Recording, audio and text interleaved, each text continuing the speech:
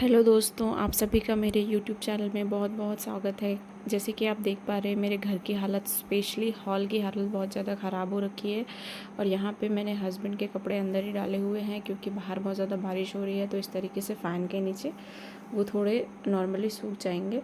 और मैं आगे बताऊँगी आपको कि घर की हालत क्यों इतनी ख़राब हो रखी है।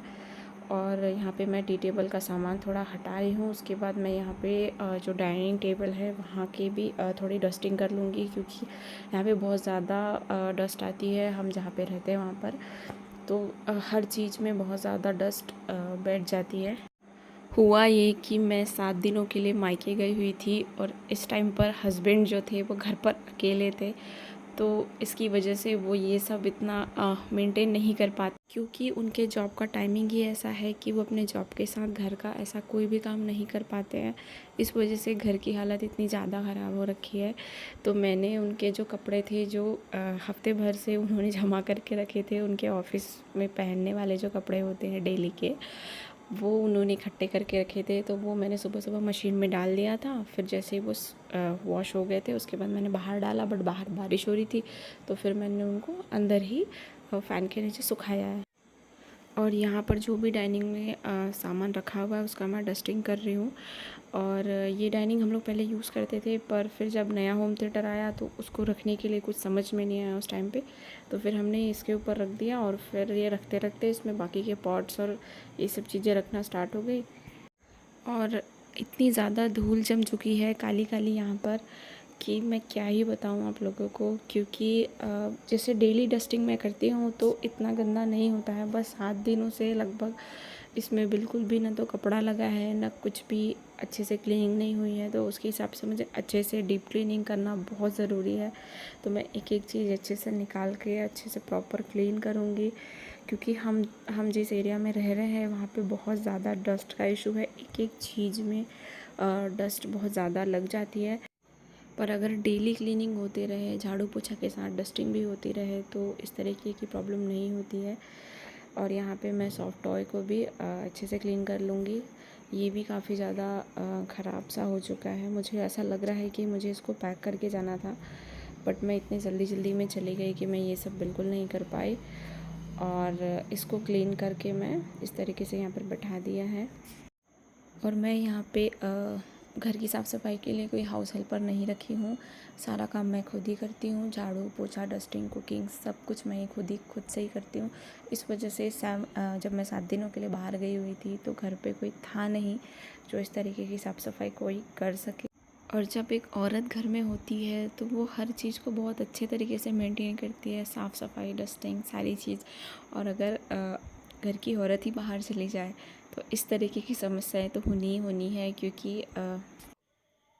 हस्बैंड के लिए इतना पॉसिबल नहीं हो पाता कि वो ऑफ़िस का भी काम करे और उसके बाद वो घर आने के बाद ये सब भी देखे, तो ये तो प्रॉब्लम होगी ही। तो यहाँ पे मैं होम थिएटर को भी अच्छे से क्लीन कर लूँगी क्योंकि इसमें भी काफ़ी ज़्यादा डस्ट जम चुकी है पूरी। और मैं कल ही वापस आई हूँ और आज मैंने सोचा कि ये फटाफट से ये वाली क्लीनिंग हो जाए एटलीस्ट सबसे पहले हॉल की, ताकि अच्छे से प्रॉपरली बैठ सके, सारा घर का काम हो सके क्योंकि हॉल बहुत ज़्यादा इम्पोर्टेंट होता है घर के लिए। अगर हॉल ही मैसी है तो फिर अजीब सा लगता है, मन ऐसा चिड़चिड़ा सा लगता है, अच्छे शांति नहीं लगती है। लेकिन वही अगर हर एक चीज़ अपनी अपनी जगह पे हो तो बहुत सुंदर लगता है देखने में भी और मन भी अच्छा शांत लगता है। और यहाँ पर मैं सबकी अच्छे से डस्टिंग करके उनको उनकी जगह पर रख दूँगी। उसके बाद मैं यहाँ पे टीवी की भी डस्टिंग अच्छे से कर लूँगी क्योंकि इसमें भी काफ़ी ज़्यादा धूल जम चुकी है। तो मैं ये सब रिमोट अच्छे से पोंछूँगी। उसके बाद ये जो साउंड बार है इसको भी क्लीन करूँगी। और ये सेट टॉप बॉक्स है जियो फाइबर का, बट हम ये यूज़ नहीं करते हैं, पर ये लगा हुआ है तो लगा ही हुआ है, हमने इसको निकाले नहीं क्योंकि इसकी वायरिंग हो चुकी थी तो हमने इसको एज इट इज़ रहने दिया। और यहाँ पे मैं अच्छे साफ़ कपड़े से टीवी की स्क्रीन भी क्लीन कर लूँगी क्योंकि ये भी काफ़ी ज़्यादा गंदी हो चुकी है।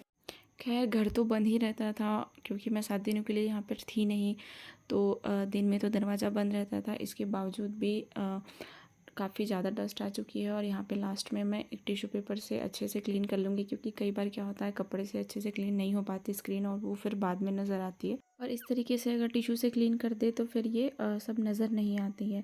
और यहाँ पे भी मैं ये जो साइड टेबल है इसके ऊपर भी काफ़ी ज़्यादा सामान इस तरीके से फैला हुआ है, उसको डस्टिंग करके मैं प्रॉपरली अरेंज कर लूँगी। और यहाँ पर ये टेबल के ऊपर कुछ शॉपिंग बिल और शायद इलेक्ट्रिसिटी बिल रखे हुए हैं, तो इसको मैं इस तरीके से नीचे डाल दूँगी।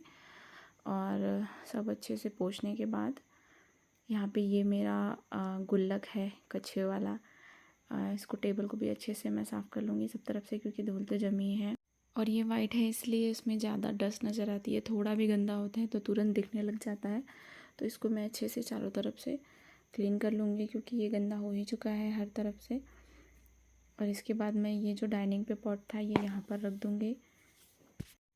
मुझे ऐसा लग रहा है कि ये पॉट डाइनिंग से ज़्यादा सुंदर यहाँ पे दिख रहा है। और उसके बाद फिर मैं ये वाला जो पॉट है इसको भी मैं अच्छे से क्लीन कर लूँगी। ये हस्बैंड ने ऑनलाइन बुलाए थे, बट इसका बेस थोड़ा वैसा सा है जो गिर जाता है हवा से। इसमें प्रॉपर ना गमले में पैक करना पड़ेगा कुछ रेत या फिर कागज़, ताकि ये स्टेबल रह सके। और यहाँ पे मैं एफएम सुनते सुनते काम कर रही हूँ, क्योंकि इस तरीके की अगर आप सफाई कर रहे हैं और साथ में अगर म्यूज़िक चल रहा है, गाने चल रहे हैं एफएम के, तो काफ़ी अच्छा लगता है। और यहाँ पे मैं काम के बीच में थोड़ी सी चाय अपने लिए बना ली हूँ, क्योंकि बाहर का मौसम भी बहुत अच्छा हो रखा है, काफ़ी अच्छी बारिश हो रही है, ठंडा ठंडा सा। तो मैं यहाँ पे थोड़ी सी चाय बनाई हूँ और सोची कि थोड़ा देर बैठ के अच्छे से सुकून से चाय पी लूँ, क्योंकि ये वो टाइम होता है थोड़ा सा रिलैक्स कर लो, थोड़ा बारिश का मज़ा ले लो, थोड़ा सा एंजॉय कर लो, थोड़ा सा बारिश देखते देखते हुए अदरक वाली अच्छी गरम गरम चाय पी लो, तो काफ़ी ज़्यादा अच्छा लगता है। और मैं चाय फिनिश करने के बाद यहाँ पर मैं बेडरूम में आ गई हूँ। और यहाँ पर मैंने कुछ कपड़े कल रात में ही धोए थे जो कि सूख गए हैं, तो उनको मैं फ़ोल्ड कर लूँगी। तो ये कुछ कपड़े मैं लेकर गई थी और कुछ कपड़े हस्बैंड के हैं, तो ये मैं फटाफट से फ़ोल्ड कर लूँगी। और यहाँ पर मैंने सुबह ठीक से बेड को सेट नहीं कर पाई थी, क्योंकि हस्बैंड को जॉब जाना था, तो फिर वही सब रहता है, सुबह कुकिंग का रहता है काम, कि खाना बनाओ, नाश्ता दो, फिर उनको कपड़े दो। आप सबको तो पता ही होगा कि जब तक हस्बैंड जॉब में निकल नहीं जाते तब तक घर की औरतें उनके पीछे लगी ही होती है। तो वो सब काम ख़त्म करने के बाद फिर मैंने ये वाला काम स्टार्ट किया है। तो यहाँ पे कपड़े अच्छे से फ़ोल्ड करने के बाद फिर मैं बेड भी प्रॉपरली सेट कर लूँगी, क्योंकि मैंने बिल्कुल भी सेट नहीं किया था, ये कपड़े सूख गए थे, तो मैं इसको बेड में ला के रख दी थी, क्योंकि और कोई जगह नज़र नहीं आ रही थी मुझे। तो मैं ये सब रिमोट और सब कपड़े अच्छे से हटा लूँगी यहाँ से। और उसके बाद मैं ये ओढ़ने वाली चादर भी फ़ोल्ड कर दूँगी। और उसके बाद मैं बेडशीट थोड़ी अच्छे से झड़ा के इसी को बिछाऊँगी, क्योंकि ये उतनी ख़राब नहीं हुई है, शायद हस्बैंड बीच में चेंज किए थे, क्योंकि जब मैं गई थी तब दूसरी डली हुई थी। तो ये मैं ठीक से सेट कर दे रही हूँ इसको। बेडशीट और बेड अगर मॉर्निंग में ही क्लीन हो जाए, अच्छे से डस्टिंग हो जाए, उसकी झाड़ के अच्छे से फिर से वापस बेडशीट बिछा दी जाए जैसे ही हम उठ जाते हैं, तो फिर ये सब काम बात के लिए बहुत आसान हो जाता है। और यहाँ पे फिर मैं ड्रेसिंग वाला स्पेस भी थोड़ा क्लीन कर लूँगी। इतनी डीप क्लीनिंग तो नहीं कर पाऊँगी, क्योंकि मैं इतना टाइम नहीं है आज फ़िलहाल, तो मैं ऊपर ऊपर से जो भी डस्ट जमी हुई है उसको फटाफट से क्लीन कर लूँगी। और फिर उसके बाद नेक्स्ट डे मैं इसकी डीप क्लीनिंग करूँगी अच्छे से, क्योंकि इस पर बिल्कुल ऐसा लग रहा है कि कपड़ा ही नहीं लगा है। तो ये काफ़ी ज़्यादा इसमें गंदगी जम चुकी है, तो मैं इसको कपड़े से पोंछ लूँगी। और ये जो स्टडी टेबल है ये भी काफ़ी मैसी सा लग रहा है, मुझे ही देखने में अच्छा नहीं लग रहा है। और फ़िलहाल मैं इसकी सिर्फ डस्टिंग करूँगी, इसको प्रॉपर अरेंज नहीं करूँगी, बस थोड़ा सा सामान सेट कर लूँगी। और ड्रेसिंग वाला एरिया और ज़्यादा गंदा होता है, क्योंकि बाल, फिर पाउडर, फिर बहुत कुछ ना कुछ गिरते रहता है। और मुझे ऐसा लगता है कि सबसे ज़्यादा डस्ट तो ड्रेसिंग वाले एरिया में ही जमा होती है। और यहाँ पर कुछ बुक्स रखी हैं, तो मैं उनको भी अच्छे से उनका डस्ट क्लीन कर लूँगी। और ये वेट मशीन है, तो इसको भी मैं अच्छे से पोंछ लूँगी, इसमें भी काफ़ी ज़्यादा डस्ट जम चुका। अगर हफ्ते में एक बार भी ड्रेसिंग वाला एरिया अच्छे से क्लीन किया जाए, एक एक सामान हटा के, तो इतनी धूल नहीं जमती है। पर अभी बहुत ज़्यादा धूल जम चुकी है और मैं इसको अच्छे से क्लीन कर लूँगी। उसके बाद फिर मैं यहाँ पे हॉल में आ गई हूँ, और हॉल में भी यहाँ पे सोफ़े के ऊपर इन्होंने लैपटॉप ये सब चीज़ें बहुत ज़्यादा फैला के रखे, मास्क सब चीज़ें। तो मैं एक एक करके इसको हटा लूँगी। और हुआ ये था कि जब मैं जा रही थी उस टाइम पे मैंने इसको हड़बड़ी में सोफ़े को इस तरीके से पैक करके मैं चली गई थी। ये मैंने कवर खुद से ही घर पे बनवाया है कि जैसे कि कभी बाहर चले जाते हैं तो हम इस तरीके से ढक कर चले जाते हैं इसको, क्योंकि यहाँ पे डस्ट बहुत ज़्यादा है और अभी बारिश का मौसम है तो फिर वो पत्थर और छोटे छोटे कीड़े आ जाते हैं, तो वो सोफ़े के अंदर ना लगते हुए वो अगर ऊपर के कवर में ही लग जाए तो वो उसको साफ़ करना बहुत ज़्यादा आसान हो जाता है। क्योंकि अगर एक बार सोफ़े में लग गए तो वो बहुत ज़्यादा मुश्किल हो जाता है उसकी सफाई करना। और यहाँ पे मैं सारे पिलोज़ वहाँ से सोफ़े से हटा लूँगी। बावजूद इसके कि इस पे कवर लगा हुआ था, अंदर काफ़ी ज़्यादा ऐसे धूल धूल सी फील हो रही है, तो ये सब मैं पिलोज़ सोफ़े में से हटा लूँगी।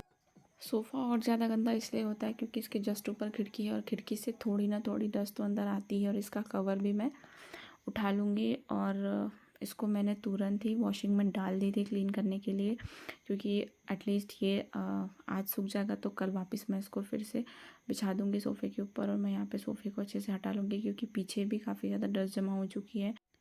और फिर मैं यहाँ पर गाना लगा रही हूँ और उसके बाद मैं इसको अच्छे से एक साफ़ कपड़े से पूरा चारों तरफ से अच्छे से पोंछ लूँगी।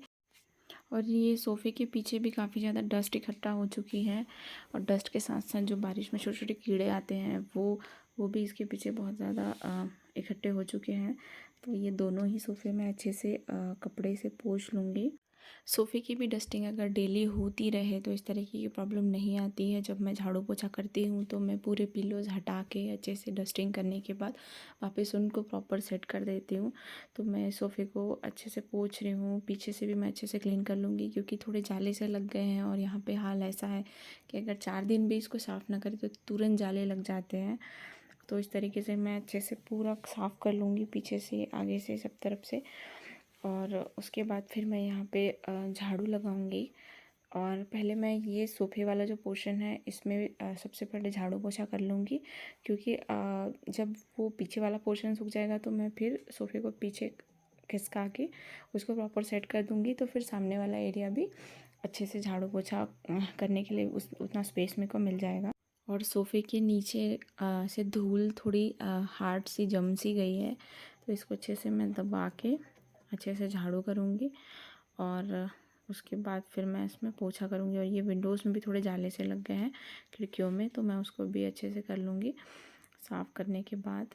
उसके बाद मैं ये फ्लोर जो पोछा लगाने वाला जो लिक्विड होता है वो मैं डालूँगी। उसके बाद मैं पोछा कर लूँगी और मैं फ़ैन चालू करती हूँ ताकि अच्छे से सूख जाए, जल्दी से सूख जाए, ताकि मैं सोफ़ा फिर पीछे खिसका सकूँ और फिर उसके बाद फिर अच्छे से सामने की क्लीनिंग हो जाए। और बारिश के मौसम में प्रॉब्लम ये होती है कि पोछा लगाने के बाद वो जल्दी सूखता नहीं है। अगर हाँ हाथ से लगाए अच्छे से तो जल्दी सूख जाता है, पर अगर मॉप से लगाए तो उतना अच्छे से थोड़ा गीला सा ही रहता है तो वो सूख नहीं पाता। तो ये जैसे तैसे सूखा है, उसके बाद मैं ये सोफ़ा वापस उसकी जगह पे सेट कर दूँगी। उसके बाद मैं एक एक पिलो लगा रही हूँ, इसमें सेट कर रही हूँ। अभी फ़िलहाल मैंने इसका जो कवर था वो मैंने वॉशिंग में डाला हुआ है धुलने के लिए, तो वो कल तक शायद सूख जाएगा। तो फिर कल मैं वापस इसमें बिछा दूँगी। फ़िलहाल मैं इसको ऐसे ही जमा ले रही हूँ, पूरे पिलोज़ में अच्छे से अरेंज कर रही हूँ। पिलो को भी मैंने थोड़ा झड़ा लिया था अच्छे से डस्टिंग करने के बाद, फिर मैं यहाँ पे एक एक सेट कर रही हूँ। और इस तरीके से अगर चीज़ें अच्छे से अरेंज रहें तो देखने में काफ़ी अच्छा लगता है और बैठने में भी अच्छा लगता है। और घर के काम ऐसे हैं कि जितना भी कर लो कुछ ना कुछ थोड़ा बहुत बचा ही रहता है। और मेरे साथ ऐसा होता है कि मैं काम करने जाती हूँ तो मुझे 1 से 4 काम याद आते हैं। और यहाँ पे मैं अच्छे से पिलोज़ प्रॉपरली सेट कर ली हूँ। और अभी देखिए कि पहले के मुकाबले अभी काफ़ी अच्छा दिख रहा है ये एरिया, और सोफ़ा भी काफ़ी अच्छा लग रहा है देखने में। उसके बाद फिर मैं यहाँ पे जो टी टेबल है उसको भी अच्छे से क्लीन कर लूँगी, क्योंकि इसमें भी काफ़ी ज़्यादा डस्ट जमी हुई है। और इसको भी प्रॉपर अच्छे से कपड़े से पोंछ लूँगी। और ये जो है मैट, इसको हटा के भी ऊपर से अच्छे से पोंछ लूँगी। नीचे से भी काफ़ी ज़्यादा धूल जम चुके हैं इसमें, तो नीचे भी क्लीन कर लूँगी। आगे पीछे दोनों तरफ से अच्छे से पोंछने के बाद मैं इसमें वापस से मैट लगा दूँगी। उसके बाद मैं यहाँ पे अभी झाड़ू कर रही हूँ, क्योंकि वो सोफ़े वाला पोर्शन तो मैंने झाड़ू पोछा दोनों कर लिया है। और यहाँ पे फिर मैं फटाफट ही झाड़ू कर लूँगी। और यही जो साइड टेबल है उसके पीछे भी थोड़े जाले से और धूल थी, तो उसको भी मैं अच्छे से साफ़ कर लूँगी। और ये टी टेबल हटा के यहाँ से भी मैं फटाफट से झाड़ू कर लूँगी। और झाड़ू होने के बाद फिर मैं ये वाला लिक्विड डाल रही हूँ पोछे वाला। उसके बाद मैं पोछा करना स्टार्ट कर रही हूँ। मुझे नया मॉप भी ख़रीदना है पोछा लगाने के लिए, क्योंकि ये थोड़ा पुराना सा हो गया है। तो ये क्लीन तो करता है, पर मुझे ऐसा लगता है कि उतने अच्छे से ये क्लीन नहीं करता है। तो मैं सोच रही हूँ कि जब भी पॉसिबल हो जल्दी से मैं एक नया मॉप ख़रीद लूँ, क्योंकि वो नया भी होगा तो अच्छे से सफाई भी होगी। उसके बाद फिर मैं ये टी टेबल वापस उसकी जगह पे रख दूँगी, ताकि ये वाला पोर्शन भी मैं पोछा कर सकूँ। और यहाँ पे ये टीवी के नीचे भी मैं अच्छे से पोछा कर लूँगी। और ये जो साइड टेबल है उसको भी मैंने हटा लिया था, तो उसके पास भी मैं अच्छे से पोछा करके वापस से इसको उसकी जगह पे सेट कर लूँगी। और आप देख सकते हैं कि अब अच्छे से क्लीनिंग होने के बाद घर कितना अच्छा दिख रहा है, साफ़ सुथरा, कोई डस्ट नहीं है। और सोफ़ा भी बहुत अच्छा लग रहा है और एक सुकून सा लगता है ये सब देखकर। और उसके बाद फिर मैं यहाँ पे नए डोरमेट्स लेकर आई थी, तो फिर ये मैंने बाथरूम के सामने 2 डाले।